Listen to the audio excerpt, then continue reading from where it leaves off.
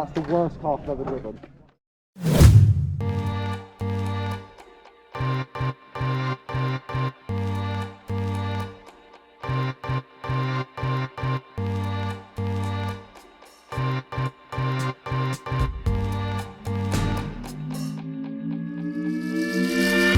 Welcome to this episode of Racing Dean, home to the garages of Formula One stars and also home to round 4 of the Club 100 Heavyweight Sprints Challenge.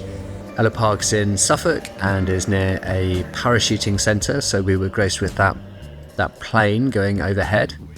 The day started with a track walk from Sam Dimlow, or Wolmid, on YouTube. He makes great videos. 8, 9. About here. If you're missing it, change your braking line, brake earlier. He told us depressingly that he did a 48.9 second lap, which is absolutely bonkers.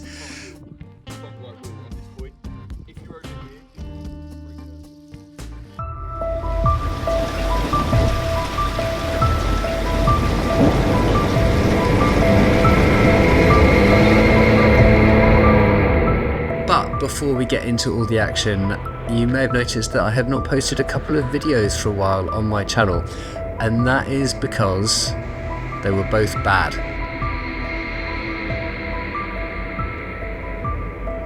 Not bad videos, but bad races. Here we are at round 1 Butmore Park. It had rained, it was dark, I hadn't qualified very well, and I got in a bit of a scuffle on lap 1, and that was really the end of it for me. So out of spite, I did not make a video.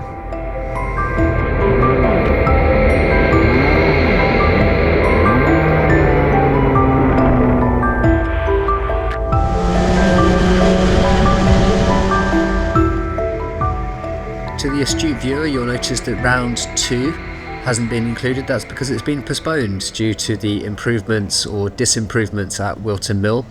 Round 3 at Glannygores was more or less not that interesting, with the exception of this small battle in the C final, where I tried to go around the outside and did not succeed.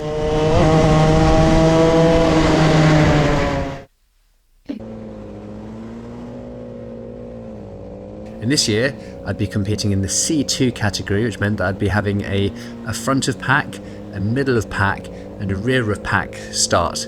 And here we are in Heat 3 for my front of pack start.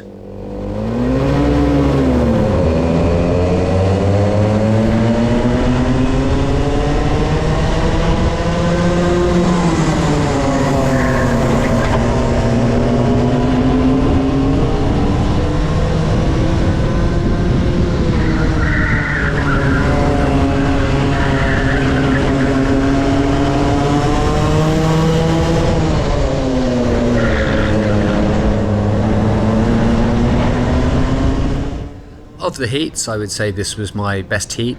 I got away fairly smoothly. One thing that Sam Dimlow mentioned was that it would take about 2 laps for the tyres to get up to temperature, and then you'd probably have 3 good laps, and then it would be trickier until the end of the race, and that's exactly what happened to me. The first portion of the race was quite decent. I lost a place to this guy, even though I'd say we were of similar pace. In a minute, you'll see Joe Holmes fly past, and I was able to stay in touch with them for a couple of laps, but after a while I got a bit sloppy, the tyres went off, I was overdriving, and I would lose a few more places. But even so, I was fairly happy with this heat. No clangers, no blunders, which for me at this stage is a good performance. Small shake of the head there from the driver in front. He knows he went a bit too wide. Interestingly, during practice, I wasn't using as much curb as everyone else, and then I noticed that people were basically having the whole cart on the red and yellow curb, and when I started doing that, it did feel better. So a lesson to all of you out there who are not using all of the curb, feel free to do so.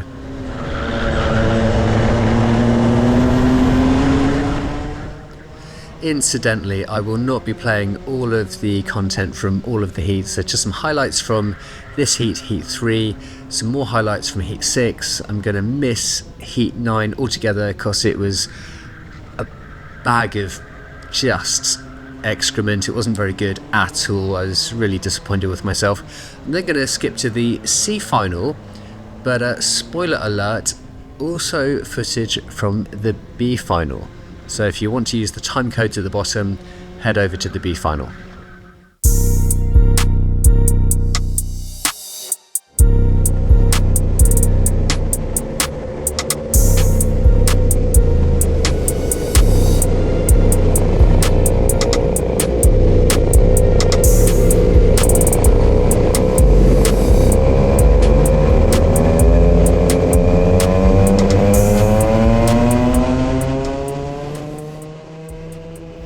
So look at the gap over my right shoulder.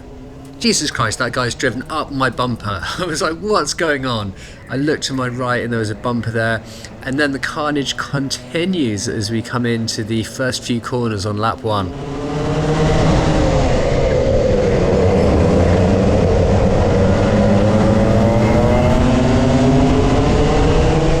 All things considered, it wasn't a great start, but at the same time I kept the car on the road and it could have been a lot worse. There were some pretty good drivers in that hit with me. That was unnecessary. I didn't need to have lost that position. That was sloppy on my part.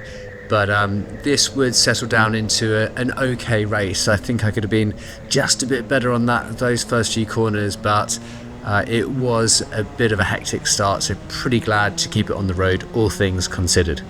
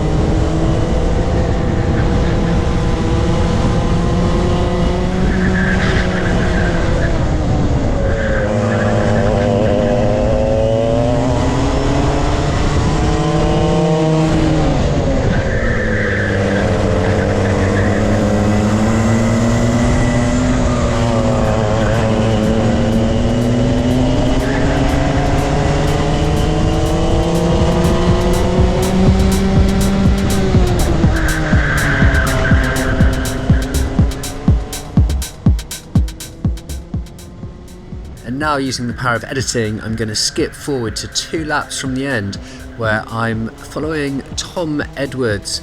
He races very well, very clean driver, very smooth. He also got promoted from the C3 category to the C2 category, although I would say he's a fair bit faster than me, and he will enjoy the fact that I managed to catch him pulling a move on who I think is actually one of his friends. So good clean move there. Goes up the inside, and he will keep that position until the end of the race.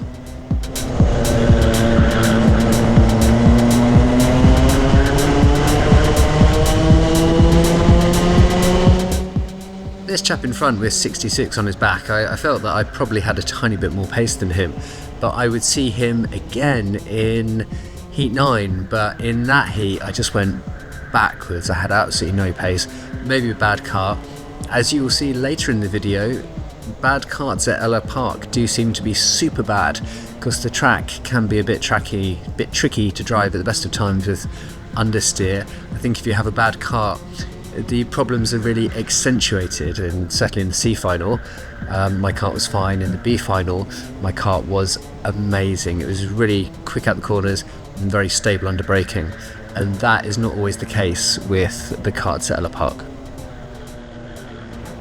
So a fair performance, not quite as good as in Heat 3, but Heat 6, was fairly happy. Heat 9, disaster, gonna erase it from the memory banks. And cut into the C final where I found myself on pole position. And it just goes to show that had I not had so much of a shocker in Heat 9, or even at the end of Heat 3 when I let not 1 but 2 people by, I'd have probably just been on the back of the B final. But as it would stand, I am in the C final on pole position, so it's really mine to lose, and I'm not used to starting at the front of the pack, so this has its own kind of pressure, which is it's yours to lose. It's if you make a mistake, you can lose the race. A great start. You can see in the rearview mirror that I've got maybe a car to 2 lengths from the guys behind.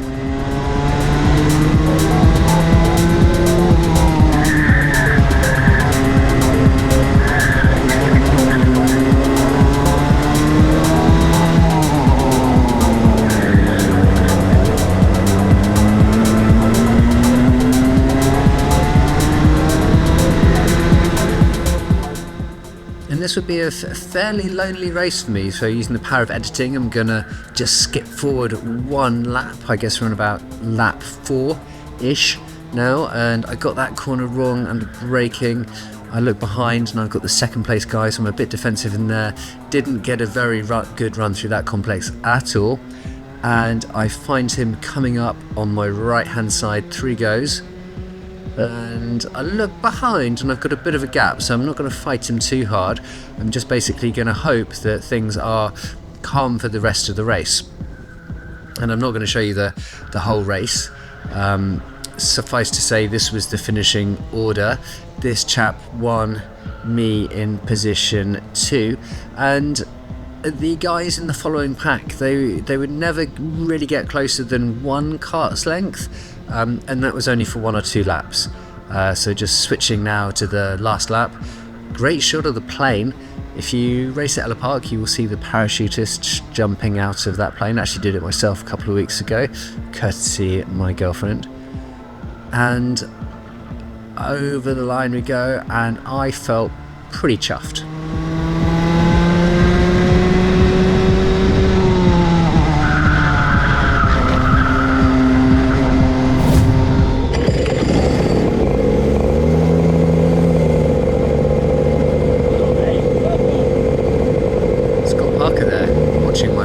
And came to give me a good luck and a well done. Thank you, Scott, appreciate it very much. And just fast forward to the back of the B final. You always feel like you get your money's worth when you do a C final in a B final, or a B final in an A final. I felt confident immediately in this race because my car was warm. The car that I was in had been in the C final, so I felt that it was already well warmed up and good to go. Sticking on the inside here and feeling pretty good about my start, but now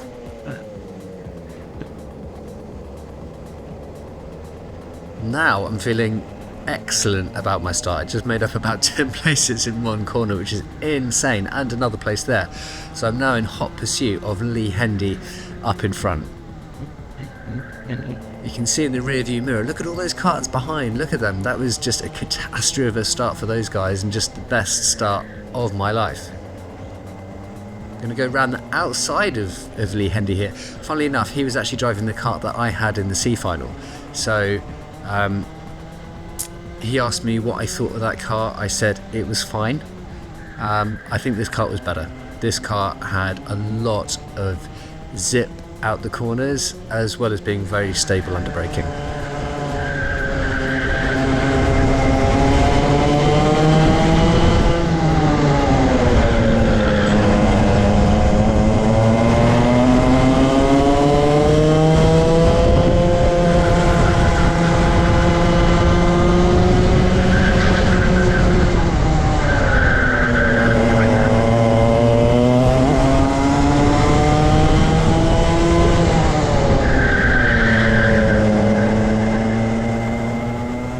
This chap in the pink helmet, I believe he was in Heat 9 as well, and I saw him a bit in the warm-up that we do before the races, and I was faster than him in the warm-up, but in Heat 9 I was nowhere on him.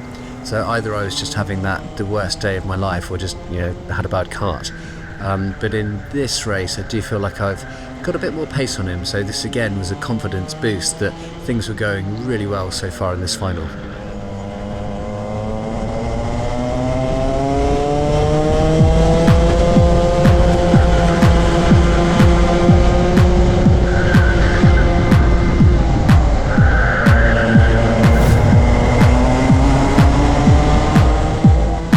Okay, so we've caught up the pack in front and we're going to send it up the inside. Didn't fight it very hard, which I was a bit surprised about, but now we're on the back of James Johnson, aka Rich T Racing, and he had a terrible kart. He had absolutely nothing out the corners. Now I know James reasonably well, as he's helped me quite a bit with karting track guides. He's got a couple of circuits on there that you can watch. He was actually the first person to help me get the website live, so thank you, James. And because of that, I wanted to race as respectfully as possible. And this is still an area where I'm actually really working out etiquette as kind of what's allowed. Obviously crashing not allowed, but pushing someone through is something that I hear quite a lot in videos. When I did a warm-up with Sam Dimlow at GYG, he was pushing me down the straight. So I feel like pushing in a straight line is fine. Pushing around a corner, maybe that's a bit marginal, that one. Pushing around a corner, different. So if I caught someone up in a straight line, I would generally, but didn't think I could get past them, I'd generally, give them a bit of a kind of slipstream push. But obviously you have to be a bit more careful around corners. Let me know in the comments what is the best etiquette. Now there, bit of a nudge, maybe that's slightly suboptimal again. I mean, here I'm just tucked in behind him, and my intention really here is just, I'm going to help you go forward. I could tell that his kart was really a bunch of arse, so I was kind of pushing, and kind of felt that he might appreciate that, but it also might have been a bit annoying. Trying the outside. He's really seen me now, so he's defending. We can see in the rear view mirror Lee Hendy is back, Lee Henderson, so he's back on the case. And you can just see on the straights and just catching James up, no problem at all. Just skipped it forward one lap and we're magically on the back of this pack again. I've caught up the gap a little look at the inside, not quite enough to get through, and this is where I think I let myself down a little bit. No, not this lap, it would 10, that must be another one. So here we are, we're behind a super heavyweight driver. I myself am only about a kilogram off being a super heavyweight at the moment, but this chap looks like he's probably a little bit bigger than me. And we're looking to set up a move. Is it going to be up the inside? Yes it is, yeah, nice clean move up the inside, and we're still chasing James Johnson. He's on the inside, he's blocked off that move. I should get a bit of a better run through here, and I do, but he's covering off to the inside again. I brake not really where I'd like to brake. Coming around the outside. Is it going to be this lap? Nope.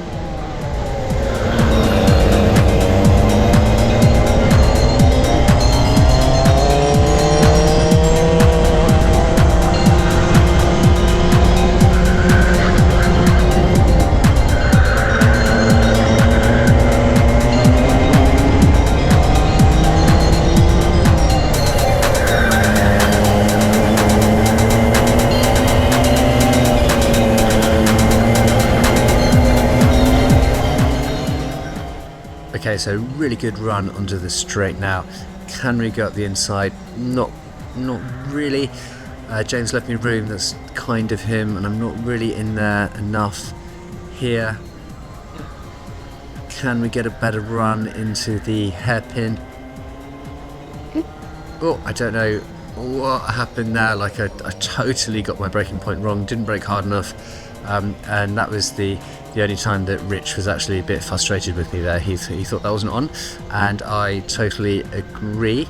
And I did get a one-place penalty for that, for just a bit too much tapping. So apologies. I did go up and speak to Rich at the end of the race, and all is fair in love and war. I myself got hit a few times over the course of the last few races and didn't get any apologies. So I think it's always nice if you can just go up to someone and say you're sorry.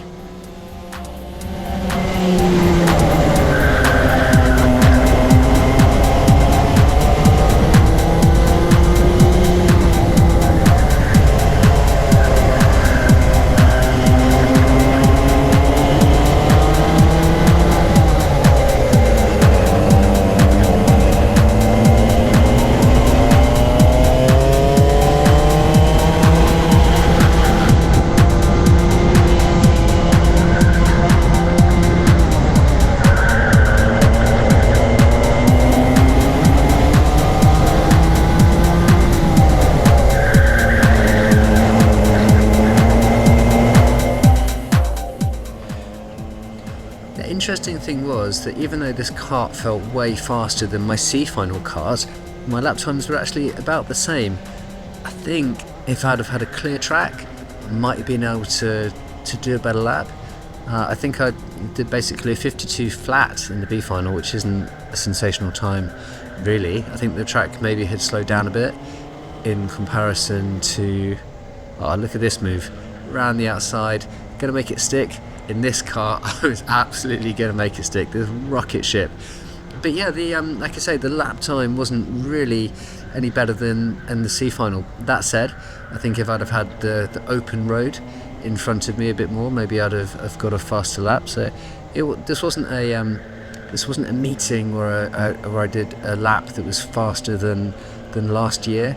I think I did a 51.3 last year. My fastest over the whole race was a 51.7 the whole weekend.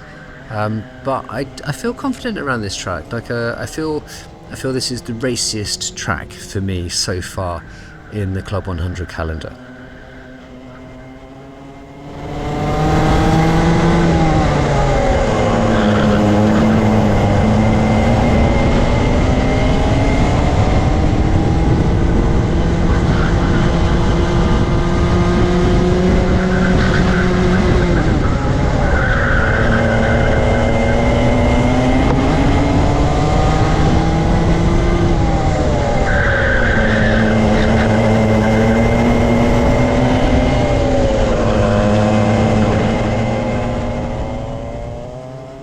Okay, last lap. What could go wrong for all of these drivers? Well, turns out quite a lot. We've got past Rich T, we got past Tom Edwards. I don't really know what happened, but they just ended up going wide. And straight on the back of this guy. Well, not quite straight on the back, he pulls away a little bit now.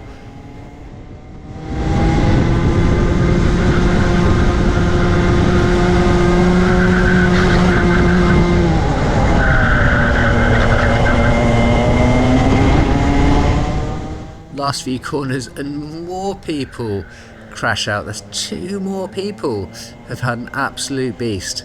So in this race I would go from the C final, starting 24th on the grid in the B final, to 11th, which is an absolute career best finish. Cheers, James. I choose to touch him on the hand rather than fist pump, but I'll work on that for next time. I don't often retire karts, but that's the worst kart I've ever driven. Had no pace. No, look, I couldn't get out of any corner. Couldn't get out of anything. That's all from this video, and I will see you at Clay Pigeon.